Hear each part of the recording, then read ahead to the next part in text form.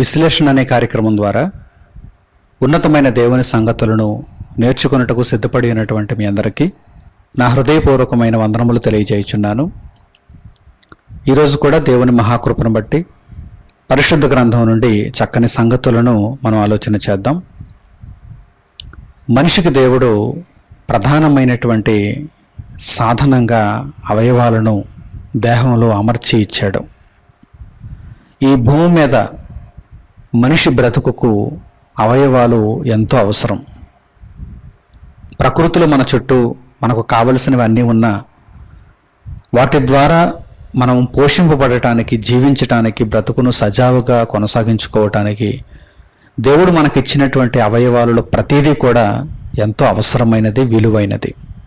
అయితే ఈ అవయవాల వలననే మనిషి దుర్మార్గతలోనికి వెళ్ళిపోతున్నాడు, పరలోకాన్ని కోల్పోతున్నాడు, దేవుణ్ణి తెలుసుకోలేకపోతున్నాడు, దేవునికి దూరమై అపవాది మార్గంలో కొనసాగుతూ నిత్య నరకాగ్నికి తరలిపోతున్నాడు.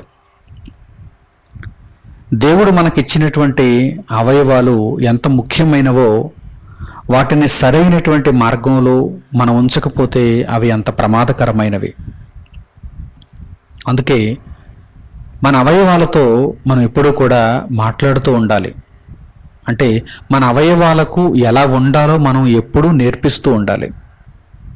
దేవుడు మనకిచ్చినటువంటి కళ్ళు, దేవుడు మనకిచ్చినటువంటి చెవులు, దేవుడు మనకిచ్చినటువంటి నోరు, దేవుడు మనకిచ్చిన చేతులు, కాళ్ళు, దేహంలో దేవుడు మనకు అనుగ్రహించినటువంటి ప్రతి అవయవంతోనూ కూడా మనం ఒక నిబంధన చేసుకోవాలి. వాటితో మనం మాట్లాడాలి. ఇదిగో, నీవు ఈ విధముగా దేవుని కొరకు పనిచేస్తే, దేవుని కొరకు బ్రతికితే నాకు ఉన్నతమైనటువంటి లోకం అనుగ్రహింపబడుతుంది. ఒకవేళ అలా కాకపోతే ఆత్మగా నేను నరకాగ్నికి తరలింపబడతాను అని ఈ అవయవాలతో మనం మాట్లాడి, ఈ అవయవాలతో మనం నిబంధన చేసుకుని నీతి మార్గంలో వీటిని మనం కొనసాగించటానికి ప్రయత్నించాలి. ప్రియులారా, యోబు గ్రంథంలో భక్తుడు తన కళ్ళతో నిబంధన చేసుకుంటున్నాడు. ఆ మాటలను పరిశుద్ధ గ్రంథంలో దేవుడు మన కొరకు పొందుపరిచాడు. ఆ మాటలను మనం చూద్దాం. అవయవాలతో మాట్లాడుతూ అవయవాలతో నిబంధన చేసుకుంటున్నటువంటి నీతిమంతుడు ఏ విధంగా తన యొక్క భక్తి జీవితాన్ని కాపాడుకుంటున్నాడో మనం నేర్చుకోవడానికి అవకాశం ఉంటుంది. యోబు గ్రంథము 31వ అధ్యాయము 1వ వాక్యం నుండి మీరు చూడండి. యోబు గ్రంథము 31వ అధ్యాయము 1వ వాక్యం. నేను నా కన్నులతో నిబంధన చేసుకొంటిని, కన్యకను నేను ఎలాగూ చూచుదునో. ఇక్కడ ఏమంటున్నాడు చూడండి భక్తుడు, నేను నా కన్నులతో నిబంధన చేసుకొంటిని అంటే తన కన్నులతో మాట్లాడాడు. తన కన్నులతో ఒక ఒడంబడిక, ఒక నిబంధన చేసుకున్నాడు.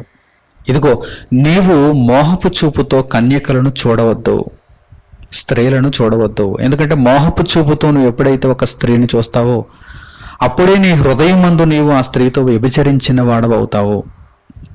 కనుక నీతో నేను ఒక నిబంధన చేసుకుంటున్నాను. అదేంటంటే, నీవు ఏ రోజు కూడా, ఏ క్షణము కూడా మోహపు చూపును కలిగి ఉండొద్దు అని కళ్ళతో. అలాగే నీవు ఏ రోజు కూడా చెడ్డదానిని వినడానికి ఆసక్తిని చూపించుకు అని చెవులతో.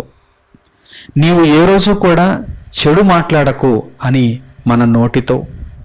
చెడ్డ కార్యక్రమాలను చేయకు అని చేతులతో. చెడు దారిలో నడువకు అని కాళ్లతో.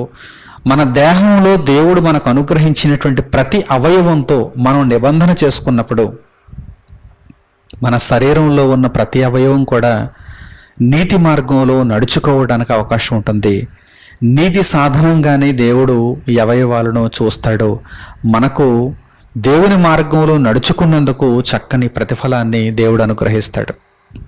ఇక్కడ నీతిమంతుడైనటువంటి యోబు తన కన్నులతో నిబంధన చేసుకొని, తన కన్నులతో పాపమును జరిగించకుండా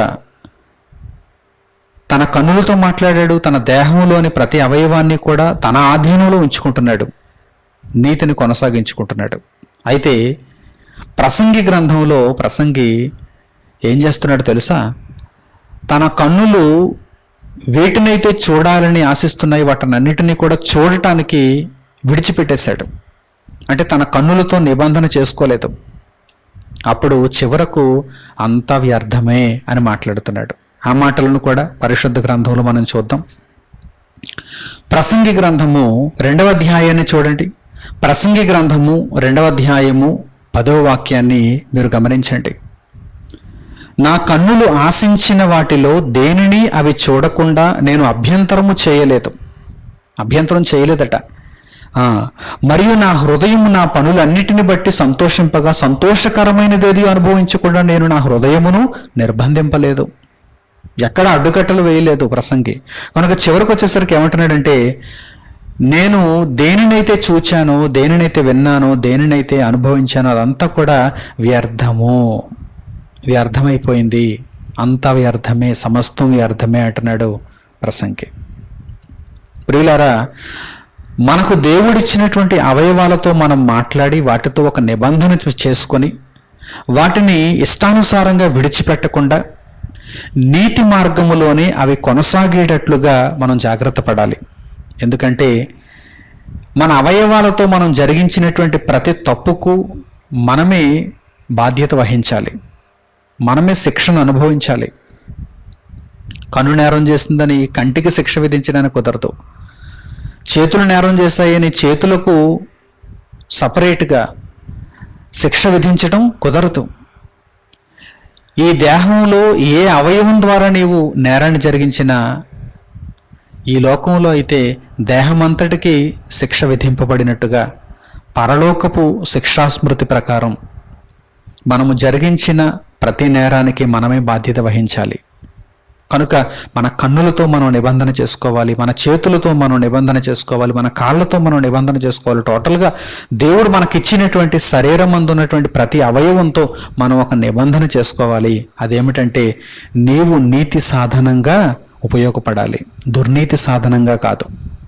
అందుకే పౌలు గారు రోమీలకు రాసినటువంటి పత్రిక 6వ అధ్యాయము 12వ వాక్యం నుండి మనం చూడగలిగితే ఈ విషయం మనకు అర్థమవుతుంది. పౌలు గారు రోమీలకు రాసిన పత్రిక 6వ అధ్యాయము 12వ వాక్యం నుండి జాగ్రత్తగా మీరు గమనించండి. కాబట్టి శరీర దురాశలకు లోబడునట్లుగా చావునకు లోనైన మీ శరీరమందు పాపమును ఏలనీయకుడి. మీ శరీరంలో ఉన్నటువంటి అవయవాలన్నిటిని మీరు ఏలాలి తప్ప పాపము ఏలకూడదు. పాపము యొక్క అజమాయిషి ఉండకూడదు, పాపం ఆధిపత్యాన్ని చెలాయించకూడదు. మీరు చెప్పినట్టుగా, మీరు ఏలికై మీరు చెప్పినట్టుగా మీ దేహంలో ఉన్నటువంటి ప్రతి అవయవం మీ మాట వినాలి, మీరు దేవుని మాట వినాలి. చూడండి ఇక్కడ ఏమని రాయబడిందో, శరీర దురాశలకు లోబడినట్లుగా చావునకు లోనైన మీ శరీరమందు పాపమును ఏలనీయకుడి. మరి ఏం చేయాలి? ఎవరిని ఏలేలా చేయాలి? మరియు మీ అవయవములను దుర్నీతి సాధనములుగా పాపమునకు అప్పగింపకుడి. దుర్నీతి సాధనములుగా మీ అవయవములను పాపమునకు అప్పగింపకుడి. వదిలేయకండి మీ అవయవాలను, ఇష్టానుసారంగా విడిచిపెట్టకండి. అయితే మృతులలో నుండి సజీవులమనుకొని, మృతమైన వారు మరలా తిరిగి లేస్తే మరలా మృతమవటానికి ఆలోచన చేయకూడదు, కానీ బ్రతకడానికి ఆలోచన చేయాలి. మృతులలో నుండి సజీవులమనుకొని, అనగా పాపపు జీవితంలో మృతులు, మీరు క్రీస్తునందు నూతన జీవంలో సజీవులు. మృతులలో నుండి సజీవులమనుకొని మిమ్మును మీరే దేవునికి అప్పగించుకొనుడి. మీ అవయవాలను పాపమునకు కాదు దేవునికి అప్పగించండి. మీ అవయవములను నీతి సాధనములుగా దేవునికి అప్పగించండి. అంటే మీ కన్నులు దేవుని చిత్తానుసారముగా వినియోగింపబడాలి, మీ నోరు దేవుని చిత్తానుసారముగా వినియోగింపబడాలి, మీ చెవులు దేవుని చిత్తానుసారముగా వినియోగింపబడాలి, మీ కాళ్ళు, మీ చేతులు, మీ అవయవాలన్నీ కూడా దేవునికి మీరు అప్పగించగలిగితే, నీతి సాధనములుగా దేవునికి మీరు అప్పగించగలిగితే మంచి ప్రతిఫలాన్ని మీరు పొందుతారు. లేదంటే పాపమునకు ఒకవేళ దుర్నీతి సాధనములుగా మీరు అప్పగించేస్తే మిమ్మును నరకమునకు తరలించేటంత భారీ శిక్షను, మూల్యమును మీరు అనుభవిస్తారు.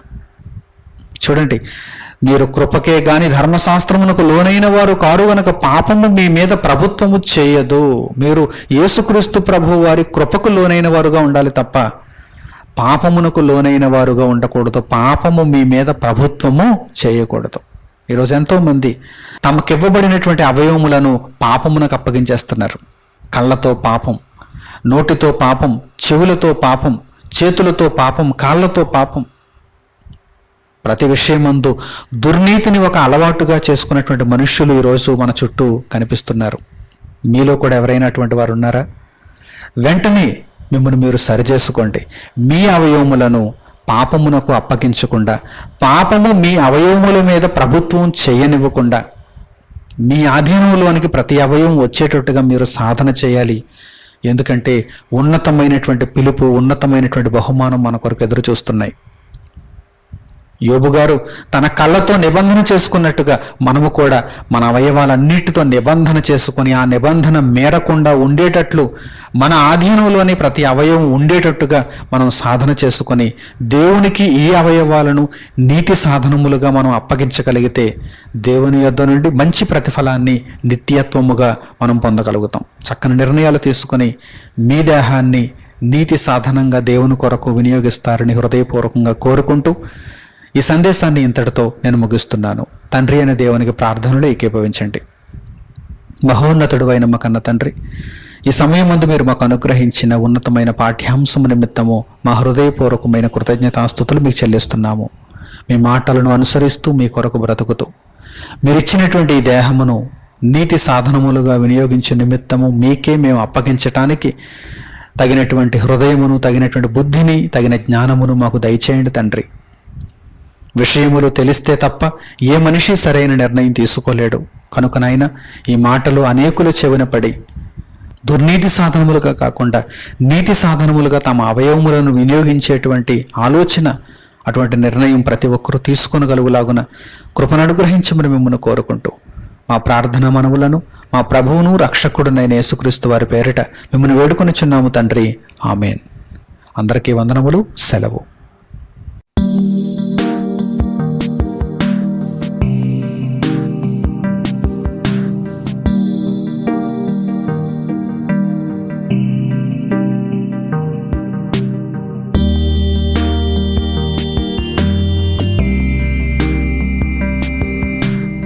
సహోదరులు మణికుమార్ గారు ప్రసంగించిన ఎన్నో ఆత్మ సంబంధమైన సంగతులను ఉచితంగా వీక్షించుటకు మా యూట్యూబ్ ఛానల్స్ను తప్పక దర్శించండి. మా సమాచారమును ఎప్పటికప్పుడు తెలుసుకొని ఆత్మీయ అభివృద్ధి నొందవలనంటే మా యూట్యూబ్ ఛానల్స్ను సబ్స్క్రైబ్ చేసుకోండి. సత్వర నోటిఫికేషన్ కొరకు సబ్స్క్రైబ్ బటన్ ప్రక్కన ఉన్న బెల్ సింబల్ను క్లిక్ చేయండి. మరిన్ని వివరాలకు మీరు సంప్రదించవలసిన మా ఫోన్ నంబర్స్ 8978414178 మరియు 8333927666. ధన్యవాదములు.